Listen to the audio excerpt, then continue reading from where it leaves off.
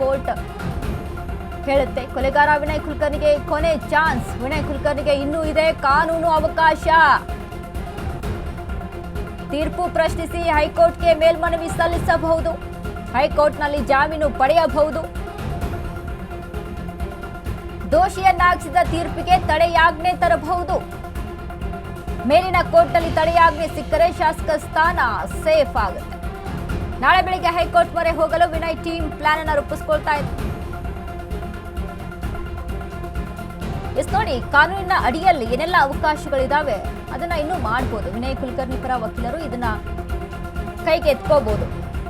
ಹೈಕೋರ್ಟ್ಗೆ ಮೇಲ್ಮನವಿಯನ್ನ ಸಲ್ಲಿಸಬಹುದು ಈ ವಿಚಾರಕ್ಕೆ ಸಂಬಂಧಪಟ್ಟಂತೆ. ಈಗಲೇ ಇದು ಲಾಸ್ಟ್ ಚಾನ್ಸ್ ಅಂತ ಏನಿಲ್ಲ, ಇನ್ನೂ ಒಂದು ಚಾನ್ಸ್ ಇದೆ. ಹೈಕೋರ್ಟ್ನಲ್ಲಿ ಜಾಮೀನು ಪಡೆಯೋದಕ್ಕೆ ಅವಕಾಶ ಇದೆ. ದೋಷಿಯನ್ನಾಗಿಸಿದ ತೀರ್ಪಿಗೆ ತಡೆಯಾಜ್ಞೆಯನ್ನ ತರಬಹುದು.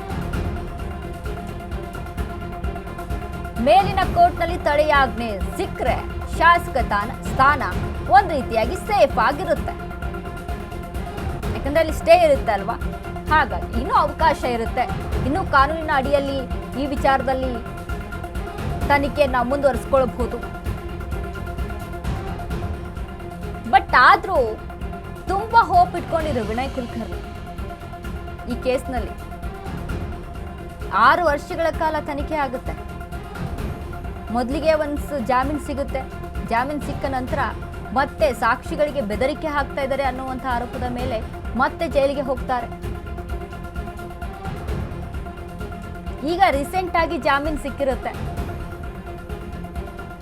ಫೆಬ್ರವರಿ ತಿಂಗಳಲ್ಲಿ. ರೀಸೆಂಟ್ ಆಗಿ ಮತ್ತೆ ಜಾಮೀನು ಮಂಜೂರಾಗಿರುತ್ತೆ.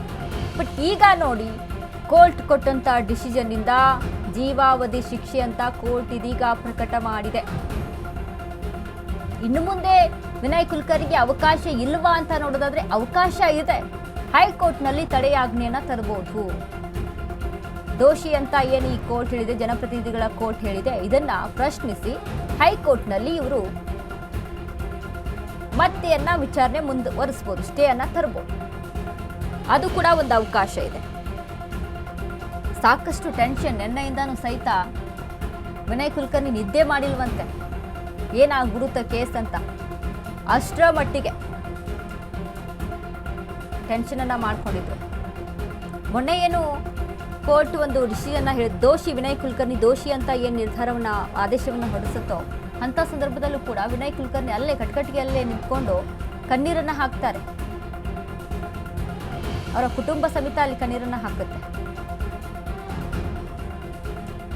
ಇದು ಯೋಗೇಶ್ ಗೌಡರನ್ನ ಕಳ್ಕೊಂಡಿರುವಂತ ಅವ್ರ ತಾಯಿ, ಅವ್ರ ಪತ್ನಿ, ಅವರ ಸಹೋದರ, ಅವ್ರಿನ್ನೆಷ್ಟು ಕಣ್ಣೀರು ಹಾಕಿರ್ಬಾರ್ದು. ಎಸ್, ಇಷ್ಟೆಲ್ಲ 2015-16ರಲ್ಲಿ ಏನು ಯೋಗೇಶ್ ಗೌಡ ಕೊಲೆ ಆಗುತ್ತೆ. ಅದಾದ ಬಳಿಕ ಕಂಟಿನ್ಯೂಸ್ ಆಗಿ 2026 ಈಗ ಇಲ್ಲಿಯವರೆಗೂ ತನಿಖೆ ನಡೆಯುತ್ತೆ.